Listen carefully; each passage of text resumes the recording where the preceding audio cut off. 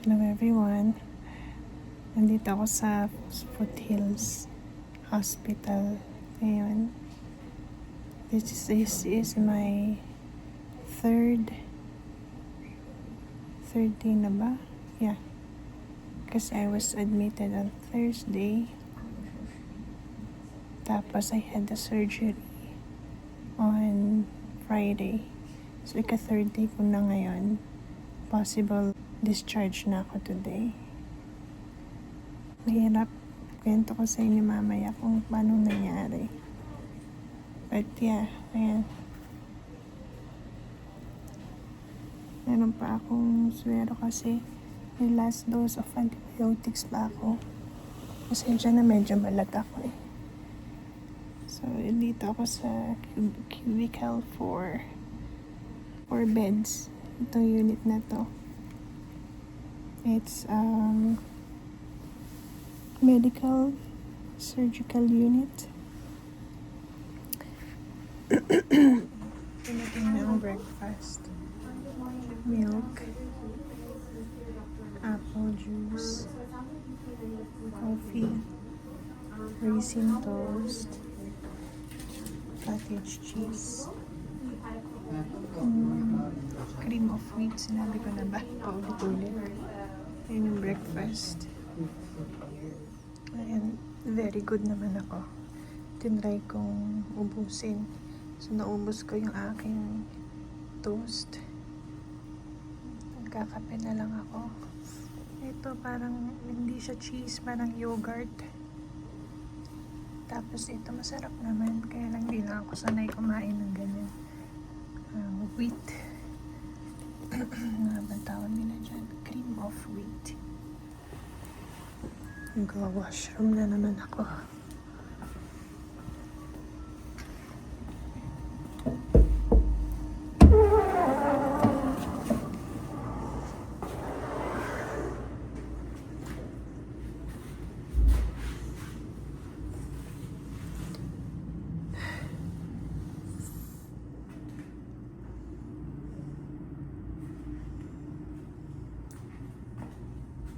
May shower din sila. Dalawang bathroom. Dalawang washroom, isang shower. Tapos, dalawang pinto kasi tag 4 na patients. So, bali 8 na tao ang pwedeng gumamit unless hindi nakakalakad.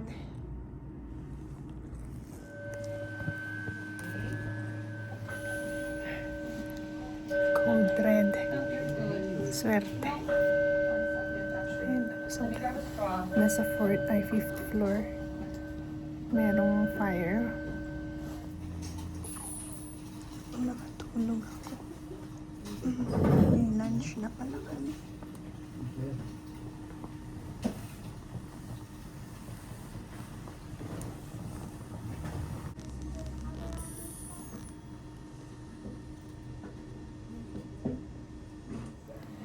Bihis na ako kasi may discharge order na.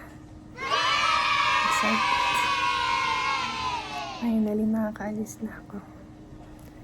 Mas gusto ko kasi sa bahay na lang magpahinga, mag-recuperate. Tapos bali 2 weeks akong off from work.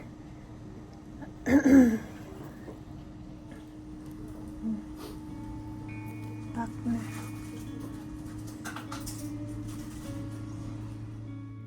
Maraming salamat, Panginoon, at kami pauwi na sa bahay. Napakabilis ng pangyayari. Napakabilis din namang matapos. Kung iisipin mo, nakakatawa ang buhay, ano? Ngayon masaya, bukas malungkot. Ngayon maayos, bukas magulo. Paikot-ikot lang, pero sa bandang huli, iisa lang ang lagi mong kasama. Ang Diyos at ang iyong pamilya.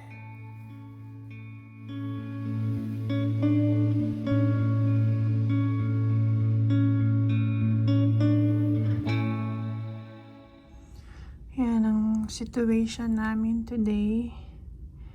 Sobrang nakakatakot yung snow. Blowing talaga, blowing snow. Hala, grabe. Naka-hazard halos lahat ng mga sasakyan. Wow. I'm so glad wala akong work. Ay, nako.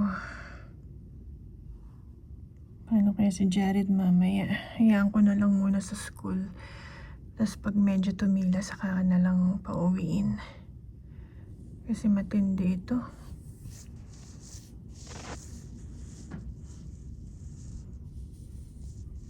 Holy cow.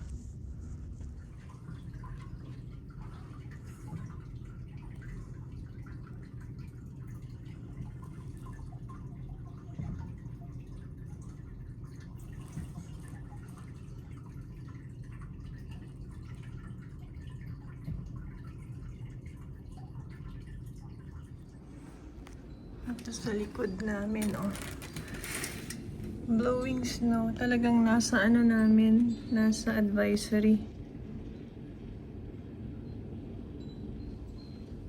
Nakatakot. Kawawa naman yung mga stray cats.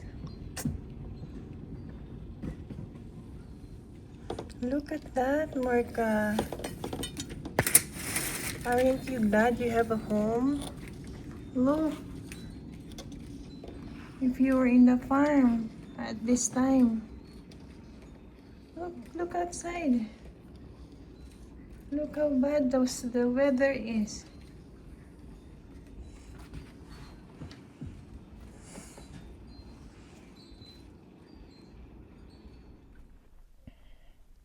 Hello everyone. Kumusta po kayo?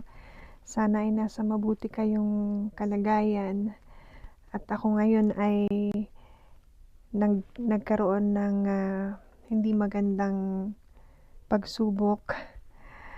At right now, nagpapahinga pa ako, trying to recuperate from the procedure na I have undergone last Friday.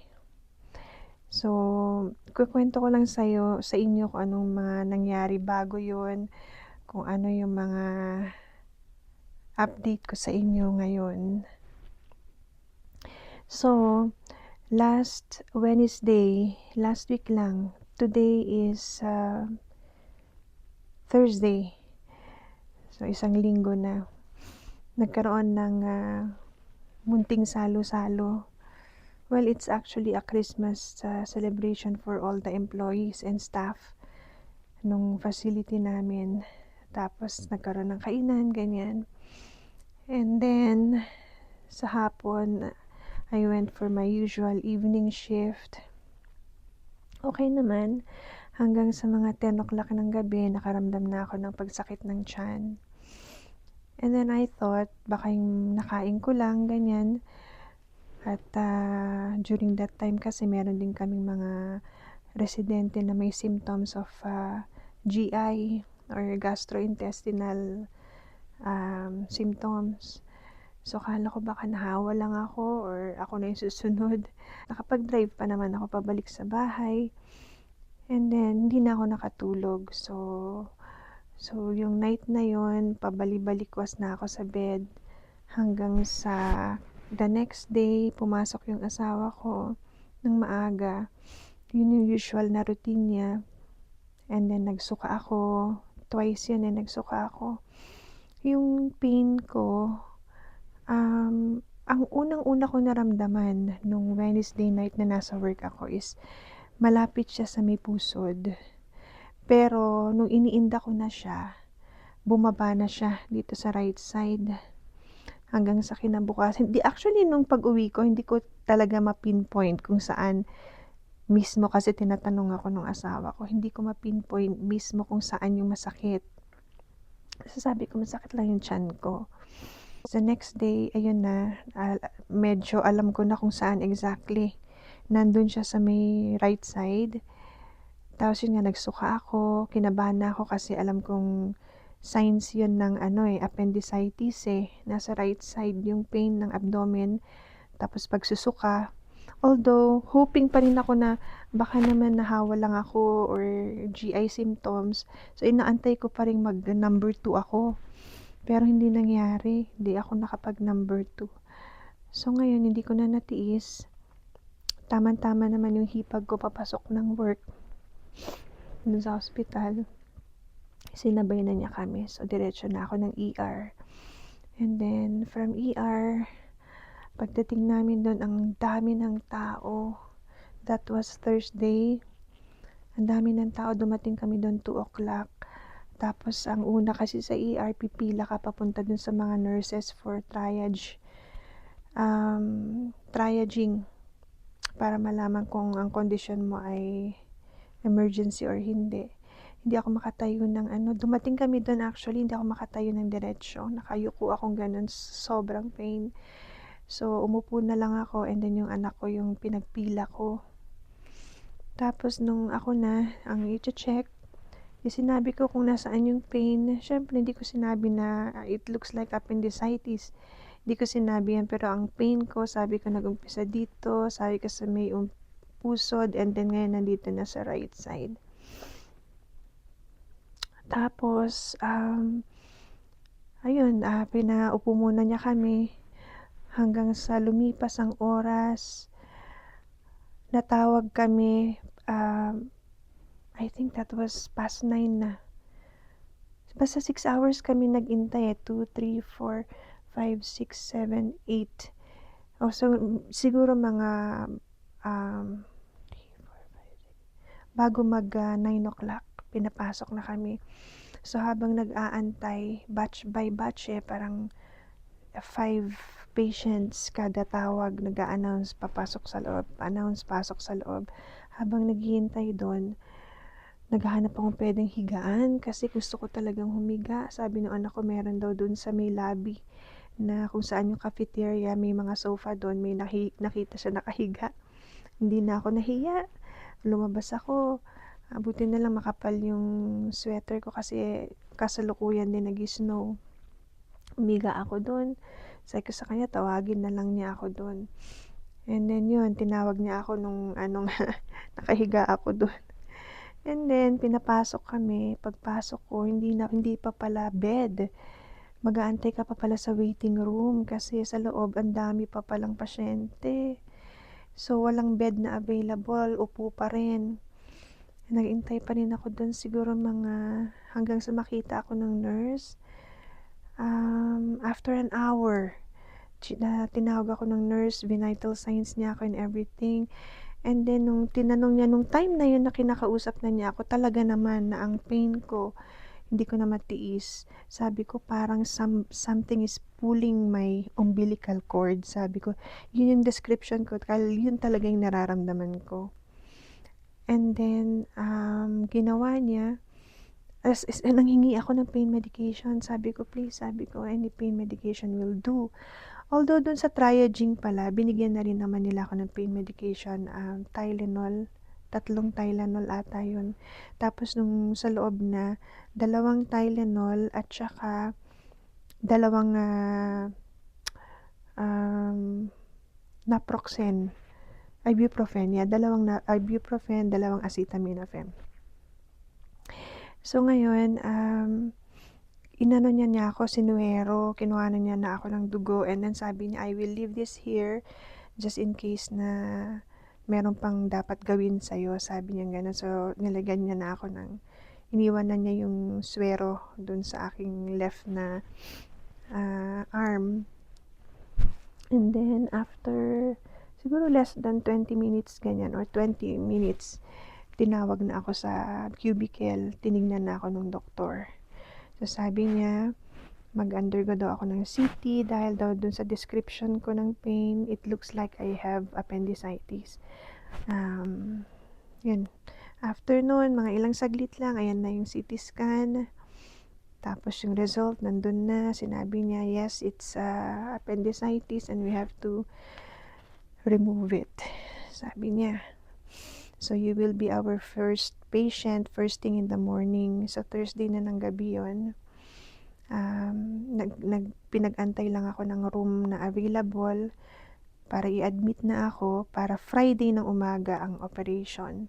So, bali, 1 o'clock, AM in the morning, tinawagan kami ng Unit 41B sa main building para sa admission.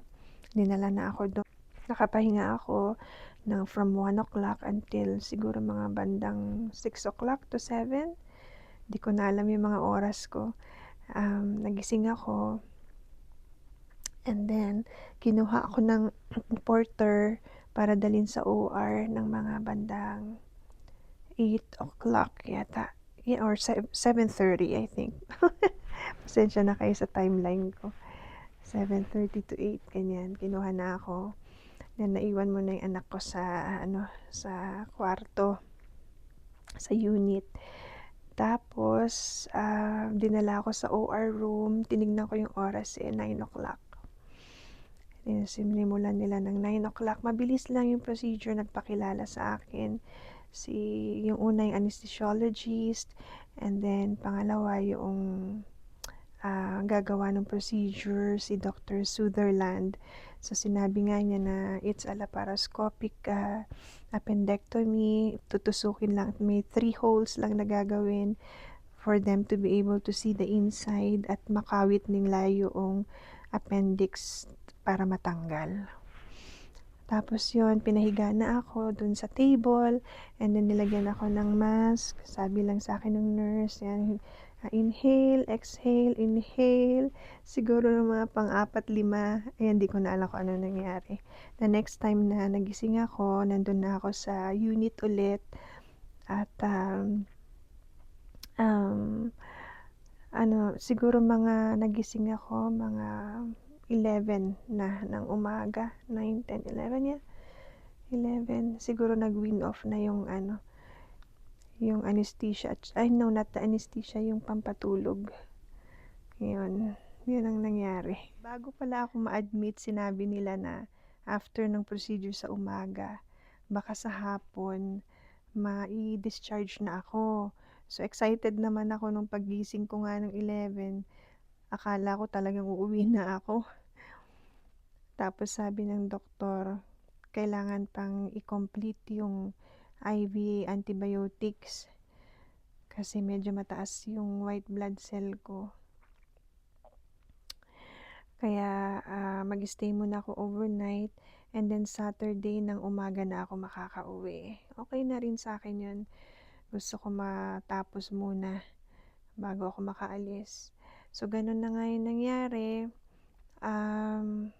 Wala naman akong nakalakad ako agad kasi talagang pinilit kong lumakad. Nakapunta agad ako sa banyo, nakapag number 1.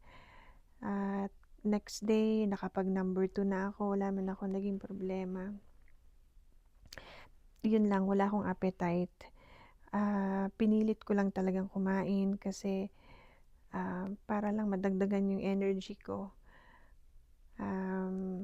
Somehow, nakakain naman ako, pero hindi ako ito kasi malakas ako kumain eh. Magana ako lagi kumain, wala akong problema dyan. Sa Saturday, yun, sinabi ng doktor na binalita nga sa akin, dumaan yung mga residente muna. Sinabi sa akin na perforated na pala yung aking appendix. So, meron na siyang hole. Buti na lang hindi sumabog. But, sabi niya, baka pwede namang i-continue na lang yung antibiotics orally sa bahay. Depende daw kay Dr. Sutherland, sabi niya. Kung anong desisyon niya. Mga lunchtime, sinabihan na kami na may discharge order na. Lunchtime ba yun?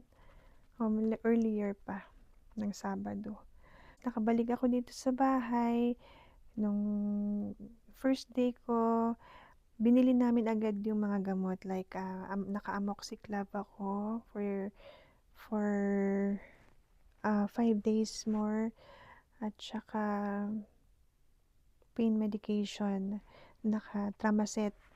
So, binili na namin lahat yon. Sunday, nasa bahay. Sunday, Monday, Tuesday, ang pain nandun pa rin. Kailangan ko talagang sunod-sunodin yung by the clock talaga yung pag-inom ko ng Tramacet, which is a narcotic na malaki din ang naitulong sa akin. Wednesday, ayun, yun pala yung mga Wednesday may pain pa rin pero tolerable, and then today is Thursday. Tolerable yung pain pero meron pa rin. Ngayon, about appetite, ganun pa rin ako, hindi pa rin ako makakain. Wala pa rin akong craving, may naisip ako pero pag nandyan na, konti lang kakainin ko. Alam mo yung ganon. Tapos, sa movement, napansin ko kapag kayong, siguro may nagpo-form na gas, ayun, masakit, sobrang sakit. At pag alam kong number 2 ako, masakit yung lalabas na, pero pagka labas naman maginhawa. Sa pag-ihi, walang problema.